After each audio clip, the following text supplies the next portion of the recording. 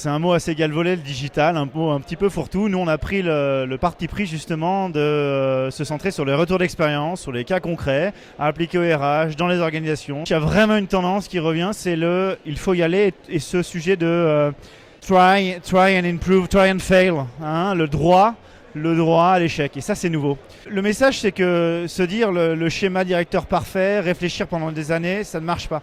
Le digital, c'est quelque chose qui est fondamentalement itératif. Oui, il faut se lancer, peut-être qu'il ne faut pas faire un Big Bang, il faut y aller par étapes, mais il faut essayer. Il faut essayer pour fédérer les acteurs, il faut essayer pour s'auto-convaincre aussi parfois que certaines choses sont bonnes, certaines choses sont mauvaises. On a eu des témoignages de Transdev par exemple qui nous disaient en toute transparence, au sein de la cellule RH, ça n'a pas marché par exemple.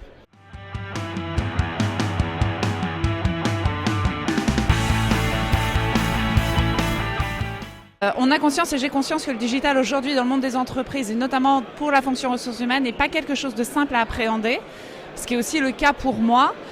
Et je pense qu'au fur et à mesure du partage de best practices très pragmatiques, on va aider les uns et les autres à comprendre concrètement comment le digital peut être un atout. On a voulu très vite mettre en place notamment une plateforme collaborative pour nos collaborateurs pour leur montrer qu'en fait, le digital c'était aussi ça.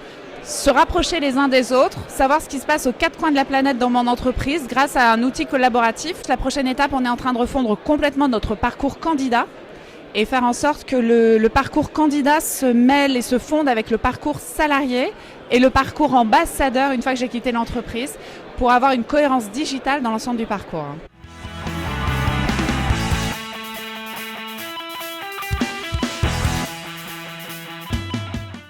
J'ai trouvé intéressant de participer à ça, c'est assez inspirant pour un domaine qui nous percute quand même beaucoup. Je pense que la question se pose plus, est-ce que le digital est une opportunité ou pas? C'est un fait, le digital. Qu'aujourd'hui, ça paraît absurde qu'un collaborateur aille appeler une fonction RH pour avoir une attestation de travail, il veut la télécharger. Parce qu'il veut pouvoir s'inscrire à une formation en ligne, parce qu'il suit des formations en ligne. Alors pour le moment sur les RH, on a d'abord commencé à mettre des outils de suivi en termes de masse salariale et en termes d'évaluation des rémunérations. Mais la phase 2 qui se prépare maintenant, c'est vraiment des applis RH au profit de tous les collaborateurs, à commencer par les DRH eux-mêmes, pour pouvoir justement télécharger leur attestation d'emploi, s'inscrire à des formations, poser leurs congés, et tout ça dans un coffre-fort digital où ils auront tous leurs documents administratifs.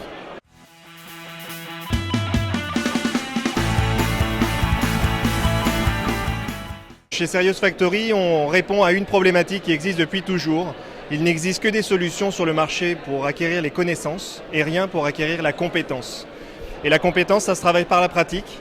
Et la pratique, c'est soit sur le terrain au détriment des vrais cas clients ou même parfois des malades quand il s'agit de médecine, soit en virtuel, en s'entraînant dans des simulateurs comportementaux comme on s'entraîne dans des simulateurs de conduite, de voiture ou de pilotage.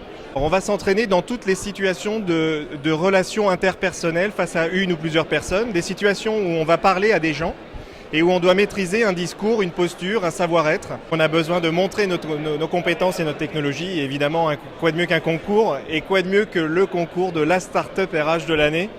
Donc évidemment, il fallait qu'on participe à ça.